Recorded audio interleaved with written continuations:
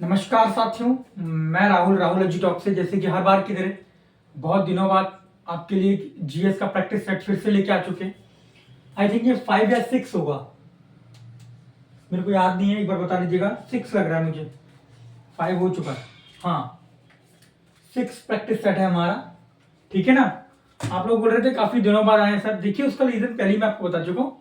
Form की date भी बढ़ गई है, चलने दीजिए। जैसे जैसे जैसे ये फॉर्म खत्म हो जाएंगे 24 तारीख, कल तो 24 तारीख है, वैसे तो डेट बढ़ गई है आरआरबी ग्रुप डी के फॉर्म डालने की, फिर भी मैं आपका 24 तारीख से स्टार्ट कर चुका हूं, तो ये क्लास आपको देखने को मिलेगी।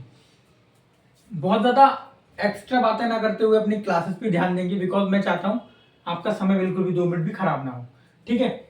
चलते हैं प्रश्नों के ऊपर। किस किस के लिए, काफी लोग का थोड़ा सा एक बहुत छोटा सा कंसर्न है, उसे दूर कर दूं। काफी लोग पूछ रहे हैं कि ये प्रैक्टिस सेट कौन कौन ले सकता है। तो देखिए, RRB group D, NTPC, RPF constable, railway के वो हर एग्जाम जहां पे जीएस पूछी जाती है वहां के लिए ये आपका बेस्ट रहने वाला है। चलिए बात कर लेते हैं। बहुत ही ज्यादा प्रश्न, यहाँ पे भी 11 प्रश्न लेके आए, 1 2 3 प्रश्न 11 है। समझाया बहुत ज्यादा जाएगा, आपको समझ में भी आएगा। काफी लोग बोल रहे हैं मेरा समझाना बहुत अच्छा लगता है आप लोगों को, तो उसी की बात में हम ये क्वेश्चन को डिस्कस कर लेते हैं। ये वो क्वेश्चन है जो NTPC, RPF constable, RRB group D, JE और आपका एएलपी, इन सभी रेलवे के एग्जाम में प्रीवियस में आते रहे हैं। फ्यूचर में आने की इनकी पूरी पूरी संभावना है कि ये प्रश्न इन्हीं में से गिरेंगे आपके, ठीक है। चलिए पढ़ लेते हैं ज्यादा बात ना करते हुए। सबसे पहला प्रश्न है, काली नदी किसे कहा जाता है, ठीक है। प्रश्न बहुत छोटा है, लेकिन जब ये प्रश्न वहां पे आता है ना एग्जाम सेंटर में, तो हमें जब नहीं आता तो बहुत बड़ा बन जाता है प्रश्न। तो काली नदी किसे कहा जाता है, देखिए पहले तो हमें ये बताइए आप कि भारत की सबसे लंबी नदी कौन सी है। एक्स्ट्रा इंफॉर्मेशन भी देखो, उस पर ध्यान दीजिएगा। भारत की सबसे लंबी नदी बताइए, फिर बात करेंगे काली नदी के ऊपर। भारत की सबसे लंबी नदी है गंगा, ठीक है। गंगा नदी सबसे लंबी नदी है। इसकी हाइट कितनी, मतलब सॉरी, इसकी लंबाई कितनी है, 2525 किलोमीटर। अगर प्रश्न कहीं से भी पूछा जाएगा, डिटेलाइज पढ़ा रहा हूं, क्वेश्चन अटेम्प्ट नहीं करा के छोड़ रहा, तो कोई भी ऐसा प्रश्न आपका ना रह जाए जो आपको ना आता हो। भारत की सबसे लंबी नदी गंगा हो गई, 2525 किलोमीटर इसकी लंबाई है, इतनी लंबाई है। निकलती कहां से है, उत्तराखंड के गंगोत्री ग्लेशियर से, ठीक है। कहां से निकलती भाई लोग,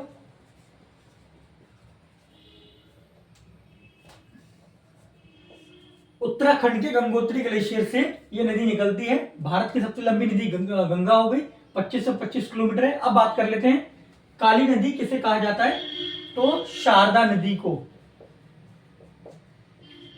शारदा नदी को काली नदी कहते हैं।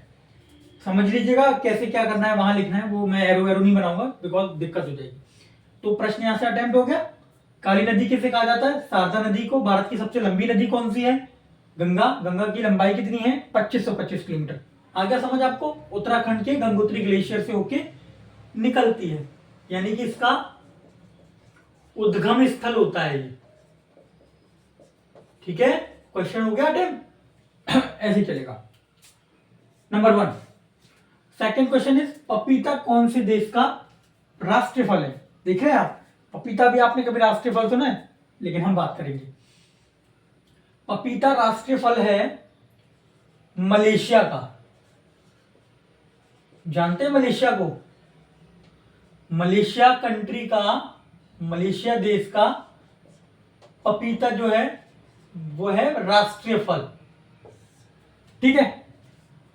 और क्वेश्चन, जर्मनी का बताइए। अच्छा, जर्मनी का राष्ट्रीय फल बता दीजिए, किसी को पता हो भाई लोगों को तो।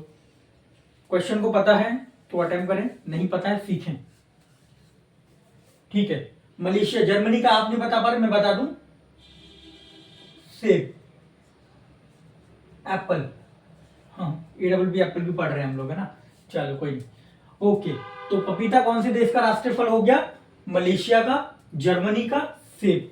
प्रश्न 1 है, आंसर हमने 2 बताए। क्वेश्चन नंबर 3, निम्न में से पादप वृद्धि के लिए उत्तम मिट्टी, मिट्टी समझते हैं, मृदा, तो पूछ रहा है निम्न में से पादप वृद्धि के लिए यानी कि जो पेड़ पौधे होते हैं उनकी वृद्धि के लिए उत्तम मिट्टी कौन सी होती है। तो बात कर लेंगे यहां पे दोमट मिट्टी,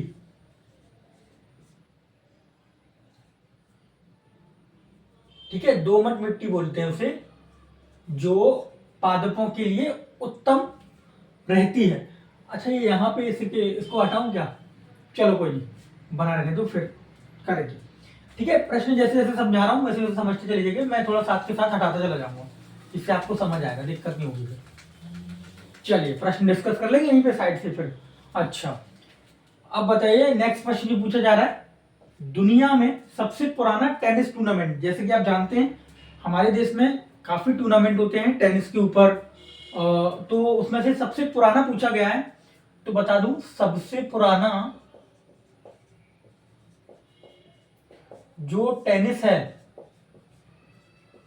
टेनिस टूर्नामेंट, मेरी लिखने की स्पीड थोड़ी ज्यादा है, आप पढ़ने की स्पीड भी थोड़ी ज्यादा रखिएगा, ठीक है। इसको बोलते हैं विंबलडन,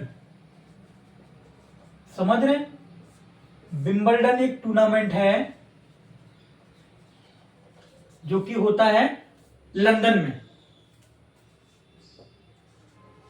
ठीक है ना, लंदन में हुआ था ये पहली बार, और जहां तक मेरे को पता है ये स्टार्ट हुआ था 1877 में, हाँ 1877 में ये पहली बार विंबलडन लंदन में खेला गया था, ठीक है।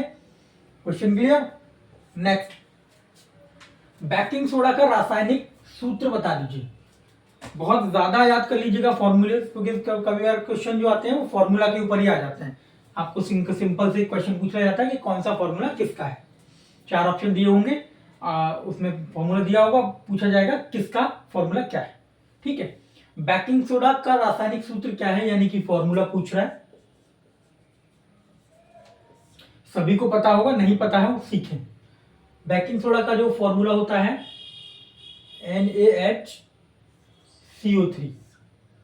ठीक है, और जल का आपको पता ही होगा H2O, नमक का आपको पता होगा NaCl, ठीक है, NaCl, Cl लिखा है, समझ लेना, ठीक है। बेकिंग सोडा का रासायनिक सूत्र फॉर्मूला हो गया NaHCO3, जल का मैंने आपको बता दिया, ये हो गया नमक का, ठीक है। Question clear, okay. Next question, किस राज्य के राज्य विधानमंडल में 2 सदन होते हैं, यानी कि बहुत से ऐसे सदन वैसे राज्य हैं जहां पे विधानमंडल जो सदन है वो 2 होते हैं, एक नहीं होता। चलिए बात कर लेते हैं कौन कौन से हैं। मैं आपको बता दूं कि प्रश्नों के आंसर करते वक्त आप ये जरूर याद रखिएगा कि मेरे द्वारा दी हुई एक्स्ट्रा इंफॉर्मेशन आप नोट डाउन करिए, ओनली वीडियो को देखने से कभी सिलेक्शन नहीं होता मेरे भाई। जब मैं प्रश्न वहां पे बता रहा हूं नीचे आपकी कलम चलनी चाहिए, एक कॉपी लेके बैठा कीजिए, तभी पढ़ाई होती है। पढ़ाई सिंपल, आप बैठ के वीडियो देख लेंगे उससे सिलेक्शन नहीं होगा, सिलेक्शन होगा अपने द्वारा खुद से द्वारा बनाए हुए मेरे ये नोट्स आप कन्वर्ट करेंगे अपनी कॉपी में, देन बार बार रिवीजन करेंगे, देन आपके यहाँ पे हिट करेगा कि हाँ इस प्रश्न का आंसर ये होता है, ठीक है। पढ़ाई का सिंपल सा फॉर्मूला, काफी लोग पूछ रहे हैं क्या होता है क्या नहीं होता, बार बार रिवीजन, बार बार पढ़ने को ही आप अपनी जो, क्योंकि हमारा बुद्धि है ये भूलने की कोशिश में रहता है किसी चीजों को, कोई अगर प्रश्न इसने आज याद किया है तो कल इसे भूलेगा, हमें क्या करना है इसे बार बार रिपीट करके याद दिलाना है कि नहीं आपको भूलना नहीं, ठीक है। चल, किस राज्य के राज्य विधानमंडल में 2 सदन होते हैं, देखिए मैं आपको बता दूं, सबसे पहला आंध्र प्रदेश, पहले लिख लूं फिर हट जाऊंगा मैं। सेकंड आता है उत्तर प्रदेश, हिंदी और इंग्लिश कोई दिक्कत तो नहीं है ना, ठीक है। थर्ड आ जाता है कर्नाटका, और फोर्थ आ जाता है आपका महाराष्ट्र, ठीक है। ये 4 स्टेट हैं जिनके विधानमंडल में 2 सदन है। चलिए नेक्स्ट क्वेश्चन, सोमनाथ मंदिर भारत के किस राज्य में है, सोमनाथ मंदिर जानते होंगे लोग, बहुतों ने देखा होगा। सोमनाथ मंदिर भगवान शिव के ऊपर वो मंदिर है, ठीक है ना। तो कहाँ है, कैसे, क्या है, इंफॉर्मेशन बताइए। चलिए बता दूं आपको, सोमनाथ जो मंदिर है, थोड़ा छोटा दिख रहा होगा तो जूम कर लीजिएगा वीडियो को ना। सोमनाथ मंदिर जो है वो गुजरात में है, ठीक है, गुजरात के सौराष्ट्र में, गुजरात के सौराष्ट्र में पड़ता है ये मंदिर। और ये भगवान शिव के ऊपर है, भगवान शिव के 12 ज्योतिर्लिंग, समझते हैं, ज्योतिर्लिंगों में से एक है, आप समझ लीजिए। सोमनाथ मंदिर गुजरात के सौराष्ट्र में भगवान शिव 12 ज्योतिर्लिंग जो हैं उनमें से एक है। ये एक नदी के किनारे शायद है, ऐसा कुछ है, नदी के किनारे बसा हुआ है, ठीक है। चलिए सोमनाथ, अच्छा और एक्स्ट्रा इन्फॉर्मेशन पूछ रहा हूं, आप बताइए कोणार्क मंदिर कहाँ है, बताइए कोणार्क मंदिर कहाँ है। पढ़ाया हुआ है पहले मैंने, बार बार पूछूंगा प्रश्न को, दोबारा से आपको जवाब करना पड़ेगा। कोणार्क मंदिर ओडिशा में, ठीक है, ओडिशा।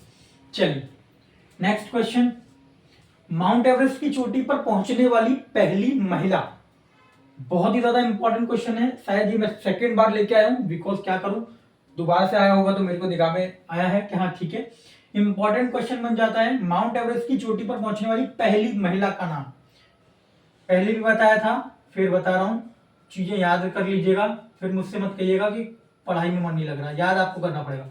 जुको तेवई नाम है उसका, जो महिला है उनका नाम है जुको तेवई।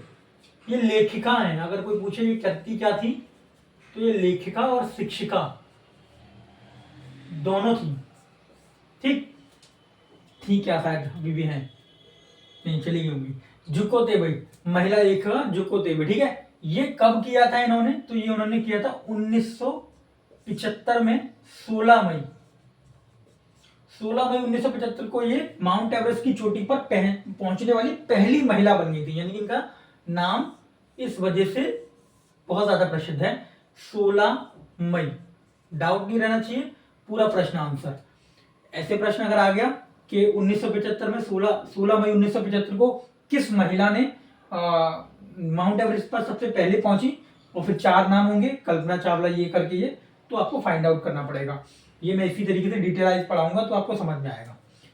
16 मई 1975 जुको तेवई। अच्छा अब मुझे एक और प्रश्न बन रहा है मेरे माइंड में, माउंट एवरेस्ट की हाइट बताइए, कोई किसी को पता है, हाईएस्ट पीक है,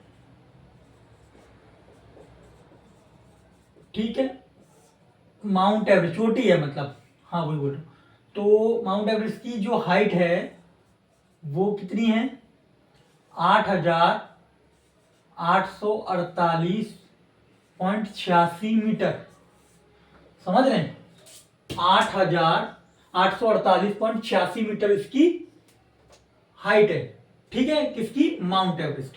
आ गया समझ में। चलिए नेक्स्ट प्रश्न, प्रथम ज्ञानपीठ पुरस्कार के विजेता कौन है, प्रथम ज्ञानपीठ पुरस्कार के विजेता कौन है, बताइए।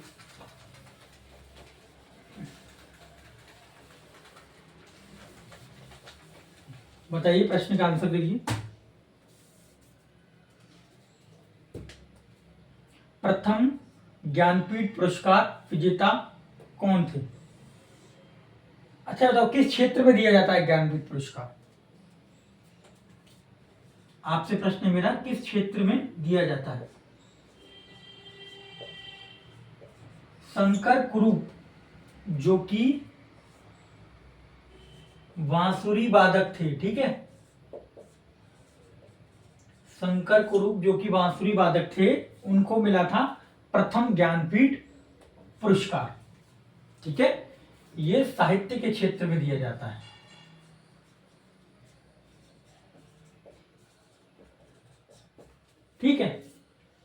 आ क्या समझ? नेक्स्ट क्वेश्चन, जिसको समझ में नहीं आ रहा है, मुझे लगता है इससे ज़्यादा डिटेलाइज और इससे ज़्यादा अच्छे तरीके से समझाने का मेरा बेस्ट तरीका है। अगर आपको यहाँ से समझ नहीं आ रही चीज़ें, बहुत दिक्कत होने वाली है, क्योंकि मेरे समझाने का तरीका बहुत जीरो लेवल से है, बेसिक से है, बिल्कुल जैसे हाथ पकड़ के बच्चे को चलवाते हैं ना, वो चीज़ हो रही है। मैं कोई एक्स्ट्रा इन्फॉर्मेशन नहीं, कोई एक्स्ट्रा चीज़ें करके नहीं लेके आ रहा हूँ, बहुत अच्छे से आपको समझा देना है, आप लोगों का एग्जाम निकल जाए इतना ही काफ़ी है। चलिए, अब भारतीय विज्ञान संस्थान कहाँ पर स्थित है? देखिए, इसमें दो डाउट रह जाते हैं बंदों के, कभी कभी प्रश्न घुमा के पूछता है। यहां पर उसने पूछ लिया भारतीय विज्ञान संस्थान कहां पर स्थित है, कहीं पूछ लेगा आपसे किस स्टेट में स्थित है ना, किस स्टेट में स्थित है। तो आप, अभी तो मैं आपको दोनों ही बता दे रहा हूं, ये स्टेट तो है कर्नाटका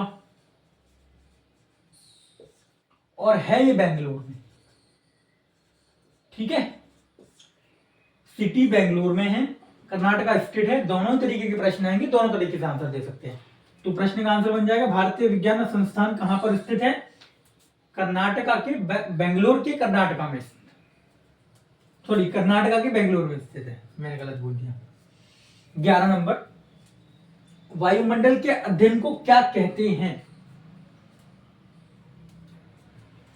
बहुत सिंपल प्रश्न है, बहुत ज्यादा सिंपल प्रश्न है।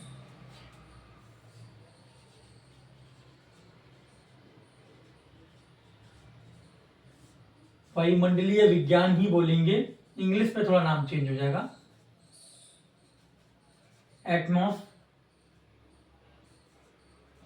एटमॉस्फेरिक साइंस,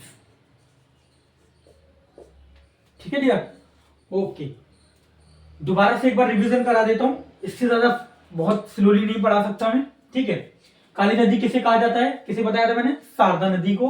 पपीता कौन से देश का राष्ट्रीय फल है? पपीता जो राष्ट्रीय फल है मलेशिया का है। बाकी जर्मनी का अपना सेब बताया था मैंने, ठीक है। निम्न में पादप वृद्धि के लिए कौन सी उत्तम मिट्टी रहती है? दोमट मिट्टी बताई थी मैंने। दुनिया में सबसे पुराना टेनिस टूर्नामेंट कहां हुआ था? विंबलडन हुआ था, जो कि हुआ था आपका लंदन में 1877 में, ठीक है। बेकिंग सोडा का रासायनिक सूत्र क्या है? NaCHO3, NaHCO3, गलत हो गया, NaHCO3, ठीक है। बाकी किस राज्य के विधानमंडल में 2 सदन होते हैं? मैंने बताया था आपको, आंध्र प्रदेश, महाराष्ट्र, उत्तर प्रदेश, कर्नाटका। सोमनाथ मंदिर भारत के किस राज्य में स्थित है? सोमनाथ मंदिर भारत के गुजरात स्टेट के सौराष्ट्र में स्थित है। माउंट एवरेस्ट की चोटी पर पहुंचने वाली पहली महिला जुको तेवई, जिन्होंने ये चढ़ाई 1975, आई थिंक मैंने बताया, हाँ 1975 में उन्होंने किया था। प्रथम ज्ञानपीठ पुरस्कार किसको मिला था? शंकर कुरूप को मिला है। साहित्य के क्षेत्र में बांसुरी वादक हैं। भारतीय विज्ञान संस्थान कहां पर है? कर्नाटका स्टेट है, बेंगलोर सिटी में। वायुमंडल के अध्ययन को क्या कहते हैं? एटमॉस्फेरिक साइंस, वायुमंडलीय विज्ञान। ये हो गया हमारे 11वें प्रश्न, बाकी ये लेके आ रहे हैं।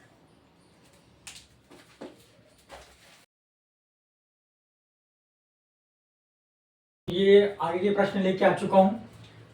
12 नंबर क्वेश्चन है, भारत का अंतिम मुगल शासक कौन था? पूछा जा रहा है आपसे कि भारत का अंतिम मुगल शासक कौन था। आप भी जानते हैं मुगलों ने हमारे ऊपर बहुत राज किया है, तो अंतिम मुगल शासक था बहादुर शाह जफर, ठीक है, अंतिम मुगल शासक था ये। प्रथम मुगल शासक कौन है? इसी के साथ आप मुझे बताइए, प्रथम मुगल शासक वो था बाबर। उसका पूरा नाम, बाबर का आपको पूरा नाम पता है? आपको बाबर का पूरा नाम पता है? बाबर का पूरा नाम था जहीरुद्दीन बाबर,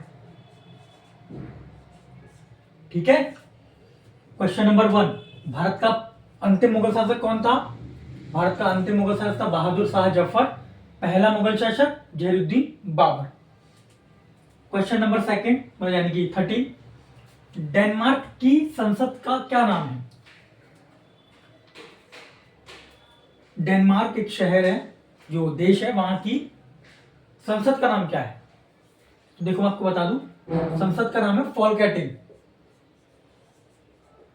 वहां की संसद का नाम है फॉलकैटिंग। ठीक है, एक्स्ट्रा इन्फॉर्मेशन जो दे रहा हूं अच्छे से समझ लीजिएगा। साउंड की प्रॉब्लम आ रही है क्या आपको? आई थिंक नहीं आएगी। ठीक है, ठीक है। 13 क्वेश्चन है, डेनमार्क की संसद का नाम क्या है? फॉलकैटिंग। अलग अलग संसद का अलग अलग नाम होता है, अलग अलग देश का। क्वेश्चन नंबर 13, आई होप मैं आपको समझा पा रहा हूँ। मानता हूँ थोड़ा पढ़ाने का तरीका थोड़ा सा फास्ट है, बिकॉज वीडियो काफी कम समय आपको लेके समझाया जाए वो चीज अच्छी है। ऐसा नहीं है लंबा लंबा पढ़ाना, दे 2-2 घंटे की क्लास लेके कोई फायदा नहीं। ठीक है ना? मेरी 30 मिनट की क्लास से आपको प्रश्न देखने को 100% मिलेंगे एग्जाम में। नेक्स्ट क्वेश्चन है, निम्नलिखित में से दाव का विमा सूत्र क्या है? दाव का विमा सूत्र पूछ रहे हैं। तो जैसे आप जानते हैं विमाओं के जो सूत्र बहुत आते हैं, पूरे एग्जाम में आपको देखने को मिलेंगे। यहां पे मैं इसको हटा देता हूं तब आपको बताता हूं। ठीक है, दाव का विमीय सूत्र आपको दिख रहा होगा। दाव का विमीय सूत्र है MLT-1 T-2। ये होता है दाव का सूत्र। ठीक है, ओके। क्वेश्चन नंबर 15, चिकित्सा के क्षेत्र में पहला नोबेल पुरस्कार 1901 में किस टीके की खोज पर दिया गया था? प्रश्न बहुत प्यारा है, बहुत इंपॉर्टेंट है एग्जाम के पॉइंट ऑफ व्यू से, बहुत ही ज्यादा इंपॉर्टेंट प्रश्न। इसमें 2-3 प्रश्न बनेंगे। देखो, चिकित्सा के क्षेत्र में पहला नोबेल पुरस्कार, इसका मतलब ये भी है, आपको समझ आ गया होगा चिकित्सा के क्षेत्र में नोबेल पुरस्कार दिए जाते हैं, इतना आप समझ लीजिए। 1901 ये भी एक प्रश्न बन गया। अगर डायरेक्टली पूछ लेता है कि 1901 में किस टीके की खोज हुई थी, तो वहां से भी आंसर निकलेगा। इसका आंसर मैं आपको बता देता हूं, इसका आंसर है डिप्थीरिया। ठीक है, डिप्थीरिया टीके की खोज हुई थी। ठीक है, हाँ, ये जर्मनी में हुई थी।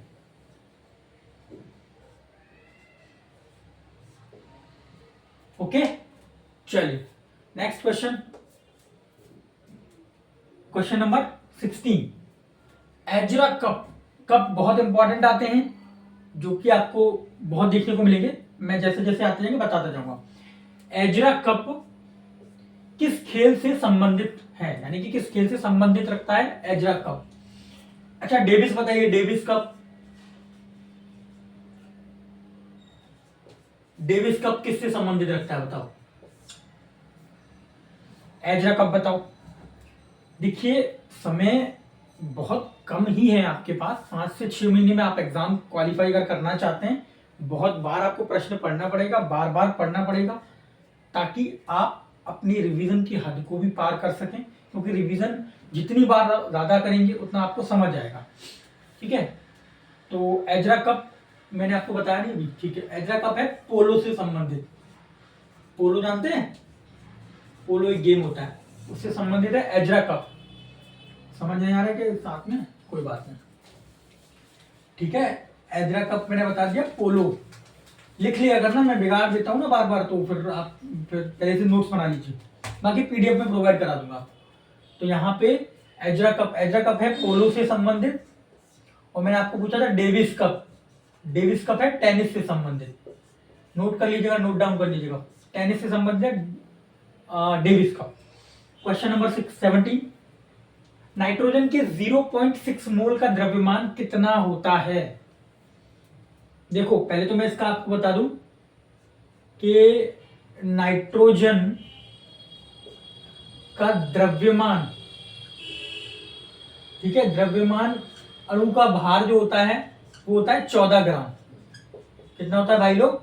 14 ग्राम। और जो नाइट्रोजन के 0.6 मोल का द्रव्यमान कितना होता है, वो होता है 9 ग्राम। नोट डाउन करते रहिएगा मेरी एक्स्ट्रा इन्फॉर्मेशन को। ठीक है, क्वेश्चन नंबर 18, जाट जाटिन निम्न में से किस राज्य का अत्यधिक लोकप्रिय लोक नृत्य है? आप भी जानते हैं जाट जाटिन एक ऐसा लोक नृत्य है, लोक नृत्य बहुत पूछे जाते हैं। अगर मैं आपको बता दूं, यहाँ पे कप्स बहुत पूछे जाते हैं, किस खेल से कौन सा कप है, लोक नृत्य बहुत पूछे जाएंगे, वादक जो होते हैं हमारे संगीत के उनके पूछे जाएंगे। जाट जाटिन निम्न में से किस राज्य का अत्यधिक लोकप्रिय नृत्य है? यह है बिहार। आप लोग बताइए बिहार के और कुछ लोक नृत्य। चलिए मैं बताता हूं आपको। एक तो हो गया झिझिया, ठीक है, झिझिया बिहार का। जाट जाटिन हो गया। एक होता है पावड़िया, पावड़िया, ठीक है ना, ये लोक नृत्य हैं। क्वेश्चन नंबर 19, कृष्णदेवराय किस वंश से संबंधित थे? डायनेस्टी पूछ रहा है कि किस वंश से संबंधित थे कृष्णदेवराय। तो मैं आपको बता दूं, तुलव वंश से। दोबारा लिख लीजिए, तुलुव, तुलुव वंश या डायनेस्टी, ठीक है, तुलुव वंश या डायनेस्टी।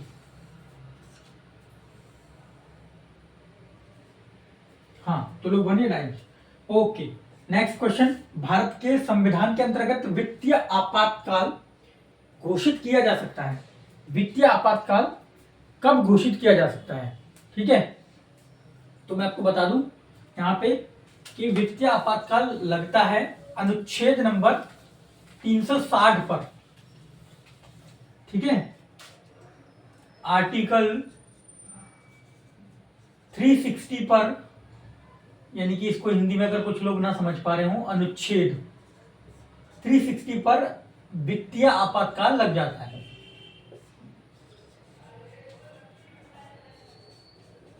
वित्तीय आपातकाल, ठीक है।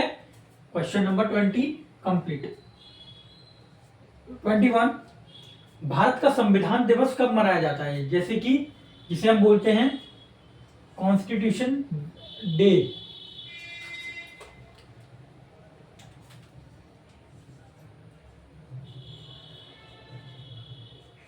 ठीक है। कॉन्स्टिट्यूशन डे सेलिब्रेट जो होता है वो होता है 26 नवंबर में, ठीक है, 26 नवंबर, ठीक है। ओडोमीटर एक ऐसा उपकरण है जिसका उपयोग गाड़ियों में डैश मापने के लिए किया जाता है। ओडोमीटर, ऐसे भी प्रश्न आपके आएंगे फिजिक्स से, ओडोमीटर किस लिए होता है, ठीक है, तो ओडोमीटर किस लिए होता है? गाड़ी की दूरी, जो दूरी तय की जा रही है उसको मापने के लिए होता है, ठीक है। अब जैसे आता है स्टेथोस्कोप, आता है स्टेथोस्कोप, तो वो क्या होता है? वो आपका ब्लड प्रेशर क्या चेक करते हैं डॉक्टर लोग? हाँ, बुखार वगैरह चेक करते हैं, सॉरी मुझे पता नहीं था, ठीक है, डॉक्टर लोग जो डालते हैं। स्टेथोस्कोप हो गया। थर्मामीटर किस लिए काम आता है? प्रश्न छोटे नहीं, छोटे मत समझना इनको, ये वो प्रश्न है तो उड़ा देंगे आपके एग्जाम में। थर्मामीटर बुखार वगैरह का, यानी कि तापमान, बॉडी का टेम्परेचर, यहां पे लिख देते हैं शरीर का तापमान, शरीर का तापमान, ठीक है, okay. Next question, wealth of Nations नामक पुस्तक किसने लिखी थी? पुस्तक है बहुत ज्यादा, मैं इंपॉर्टेंट आपको क्वेश्चन करा रहा हूँ, ये वो क्वेश्चन है जहां से 100% आपको प्रश्न देखने को मिलेंगे। मेरी इन बातों को बिल्कुल दिमाग में रख लीजिएगा, बार बार बोल रहा हूँ, समझाने की आपको जरूरत नहीं पड़नी चाहिए, बिकॉज फिर बाद में आप पछताओगे, क्योंकि मेरी क्लासेस से अगर प्रश्न मिलेंगे और आप लोग कहेंगे हम पढ़े क्यों नहीं थे। वेल्थ ऑफ नेशन नामक पुस्तक किसने है? तो ये है Adam Smith,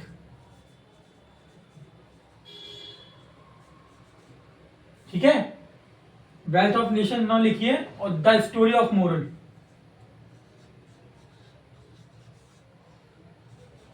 the story of moral, ये दो पुस्तक हमारी वेल्थ ऑफ नेशन नामक पुस्तक और the story of moral Adam Smith के द्वारा लिखित हैं। बाकी मैं आपको बता देता हूं, विंग्स ऑफ फायर आप जानते होंगे, बार बार चीजों को रिवाइज भी कराऊंगा। विंग्स ऑफ फायर किसकी है? APJ अब्दुल कलाम, ठीक है। ओके, आज की क्लास का यही विराम देते हैं। 23 क्वेश्चन हमने करे हैं, लेकिन 23 है नहीं, बहुत ज्यादा प्रश्न है वो। ऐसे ही आपकी डेली क्लासेस आती रहेंगी, अब आपको कोई दिक्कत वाली बात नहीं है। डेली आपको ये क्लास देखने को मिलेगी जीएस की। रीजनिंग की क्लास स्टार्ट करने वाला हूँ, कोई भी दिक्कत आपको नहीं आएगी। अब आपको समझ आ जाएगा पढ़ना किस तरीके से। डेली क्लास अटेंड कर लीजिए, बस इतना ही काफी है। नोट्स जरूर बनाइएगा, बिना नोट्स के आप बार बार रिवाइज कैसे करेंगे, है ना। चलिए मिलते हैं कल की क्लास में, तब तक के लिए नमस्कार। पढ़ते रहिए, आगे बढ़ते रहिए।